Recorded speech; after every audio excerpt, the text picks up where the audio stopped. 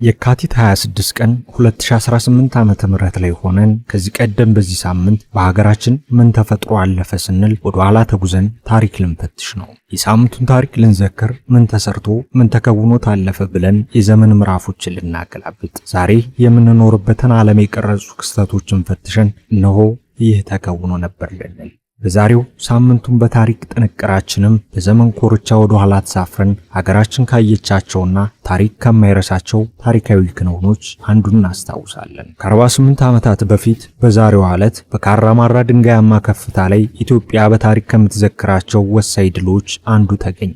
የንጉሠ ነገሥት ቀዳማዊ አፄ ኃይለ ሥላሴ ዘመነ መንግስት በ1966 ዓ.ም ወድቋል። ደርግ ስልጣኑን ተቆጣጥሮ አንዳንድ ማሻሻያ እንደሚሰጥ ቃል ገብቶ ሀገሪቱን በአዲስ አብዮት ወሯል። የፖለቲካ አለመረጋጋት፣ የውስጥ አመጽና የምጣኔ ሀብት ችግር ዘመኑን ገልጾታል። በተመሳሳይ ጊዜ ከጎረቤት ሶማሊያ ጋር የነበረው ውጥረት እየተባባሰ መጥቷል።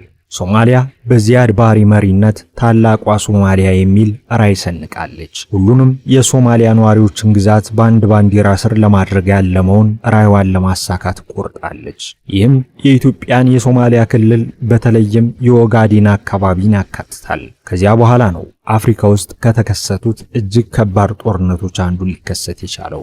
በ1969 ዓ.ም ሶማሊያ ኢትዮጵያ እንደተዳከመች አስተዋለች። የኢትዮጵያ ጦር ከአብዮት በኋላ እንደገና እየተደራጀ ነበር። የውስጥ ግጭቶች ብሔራዊ ኃይልን አሟጠዋል። ጊዜው ለሶማሊያ የግዛት ጥያቄዋን ለማስፈን ተስማሚ ይመስል ነበር። በሐምሌ ወር 1969 ዓ.ም የሶማሊያ ኃይሎች ወደ ኢትዮጵያ ግዛት ተሻገሩ።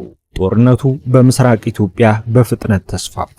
ዋና ዋና ከተሞች እርስ በርስ ይፈራርሱ ጀመር። የኢትዮጵያ ኃይሎች ጫና ሲደርስባቸው ማፈግፈግ ጀመሩ። ጅግጅጋ በሁለቱም ጦር በኩል ስትራቴጂካዊ ከተማ ቁልፍ ኢላማ ሆነች። ጅግጅጋን የሚቆጣጠር ማንኛውም ጦር ክልሉን ይቆጣጠራል። ከከተማው በላይ አስፈላጊ የነበሩት የካራማራ ድንጋያማ ከፍታዎች ነበሩ። በወቅቱ የነበሩ ተዋጊዎች የተፈጥሮ ምሽግ ይሉታል። ስለዚህ ተራራው ለቁጥጥር የሚፈለግ ግንባር ቀደም ስፍራ ሆነ። ካራማራ ተራራ ብቻ አልነበረም፣ ስትራቴጂካዊ አቅጣጫ ያለው ስፍራ ነው። ከከፍታው ላይ ጅግጅጋንና በዙሪያው ያሉትን ሜዳዎች መቆጣጠር ይቻላል። ወታደራዊ መንገድ ካራማራን መቆጣጠር ማለት የመግቢያ መስመሮችን መቆጣጠር ማለት ነው። የሶማሊያ ኃይሎች ካራማራን ቢይዙ ኖሮ ጅግጅጋ በእነርሱ ዘንድ ትወድቅ ነበር። ጅግጅጋ ብትወድቅ የምስራቅ ኢትዮጵያ ውድቀት ልትሆን ትችላለች። የኢትዮጵያ አዛዦች ይህንን ተረድተዋል። ትዕዛዞች ግልጽ ነበሩ። ካራማራን በማንኛውም ዋጋ መያዝ ዋና ዓላማ ሆነ። 1970 የመጀመሪያዎቹ ወራት ላይ በካራማራ ዙሪያ ኃይለኛ ውጊያ ተጀመረ። የሶማሊያ ጦር በመድፍ በታጠቁ ተሽከርካሪዎችና በጥሩ ሁኔታ በተደራጁ ክፍሎች እየገፋ ገባ። የኢትዮጵያ ወታደሮች ቆራጥ ቢሆኑም ተከላካዮች ለመሆን ተገደዋል። ሪፖርቶች የኢትዮጵያ ወታደሮች ላይ በቀንና በሌሊት ከባድ የቦምብ ድብደባ እንደተፈጸመባቸው ይገልጻሉ። ከፈንጆች የተነሳ የአቧራ ደመናዎች ይነሱ እንደነበርም ያብራራሉ። የመገናኛ መስመሮች ደካማ ነበሩ። አቅርቦቶች ውስን ነበሩ። ነገር ግን የኢትዮጵያ መከላከያ ጥንካሬውን መልሶ አገኘ። ወታደሮች ወደ ድንጋያማ ቦታዎች ቆፍረው ገቡ። ከሶማሊያ የተጠናከሩ ኃይሎች ጋር በጀግንነት ተፋጠጡ። የአየር ድጋፍ ተጠናከረ። ጦርነቱ ወደ የጽናት ፈተና ተለወጠ።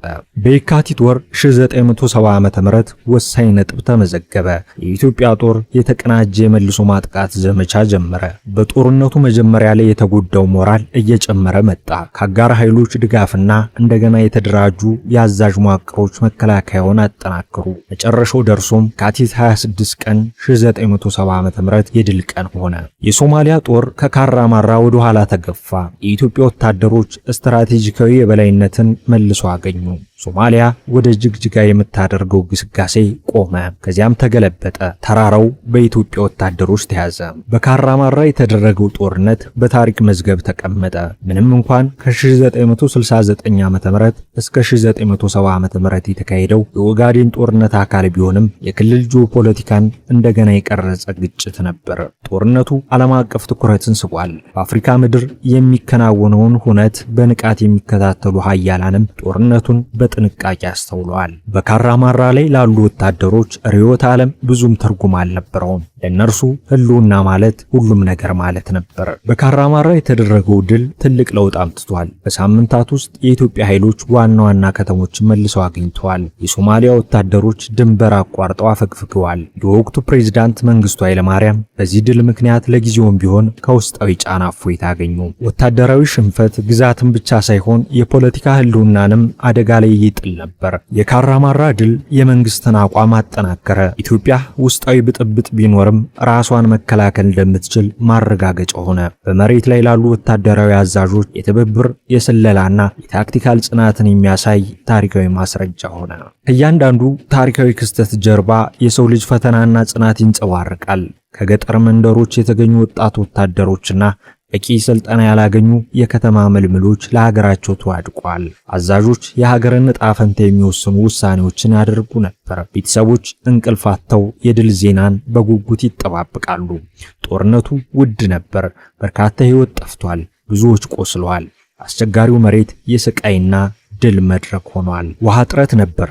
ሙቀቱ ይቅር የማይባል ነበር። ሌሊቱ በዘመናዊ የጦር መሳሪያዎች የታጀበ ነበር። ሆኖም በዚህ ሁሉ መሃል ትውልድ የማይዘነጋቸው የጀግንነት ታሪኮች ብቅ ብለዋል። ለማፈግፈግ ፈቃደኛ የማይሆን ልብ፣ የተዋጊነት ታሪክና ለመስዋዕትነት መዘጋጀት፣ እነዚህ በካራማራ የወደቁትም ድልን የተቀዳጁትም የሀገራችን ጀግኖች በደማቅ አሻራ የጻፏቸው ገድሎች ናቸው። ጦርነት የሚካሄደው በጦር መሳሪያ ብቻ ሳይሆን በሞራልም ነው። ከካራማራ በፊት የኢትዮጵያ ኃይሎች መሰናክሎች አጋጥሟቸዋል። በራስ መተማመን ተናውጦ ነበር። ጥርጣሬ ነግሶም ነበር። ከካራማራ ድል በኋላ ግን ሞራል ዳግም ከፍ ብሏል። ድሉ ኢትዮጵያን በወቅቱ ለተጠራጠሩ ሁሉ መልእክት ላከ።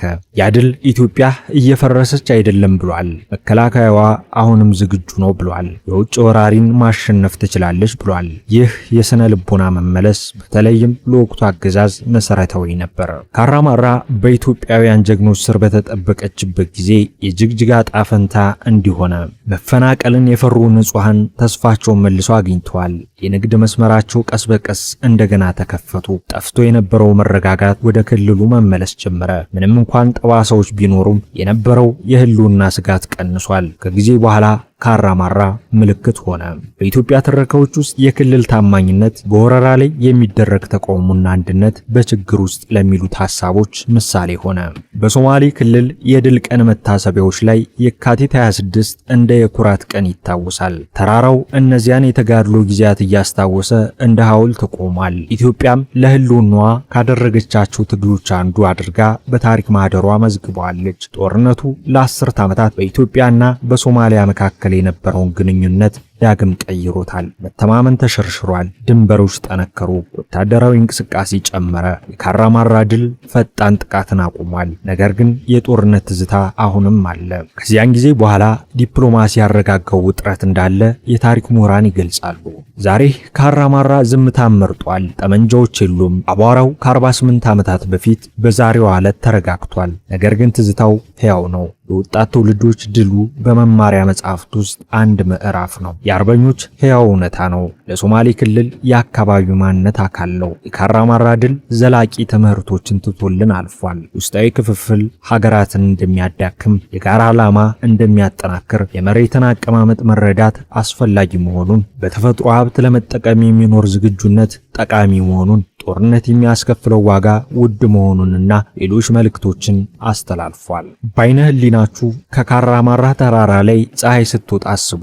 ሜዳዎች በስፋት ተዘርግተው ነፋሱ በዝግታ ሲንቀሳቀስና ንጹህ የማለዳ አየር በአካባቢው ሲሰፍን አስቡ። ይህ የሆነው በታሪካዊው ድል ምክንያት ነው። እጅ ለመስጠት ፈቃደኛ ያልሆነች ሀገር በውስጣዊ ማዕበል እየተናወጠችም ቢሆን ድልን ታስመዘግባለች። ካራማራ ለዚህ ሀቅ ምስክር ነው። ሳምንቱን በታሪክ በዛሬው መሰናዶ ሉዓላዊነትን ለመጠበቅ ሀገርን ጠብቆ ለወደፊት ትውልድ ለማስረከብና የውጭ ወራሪን በጽኑ ለመቃወም ከ48 ዓመታት በፊት የተደረገውን ካራማራ ታሪካዊ ድል እንዲያስታውሰ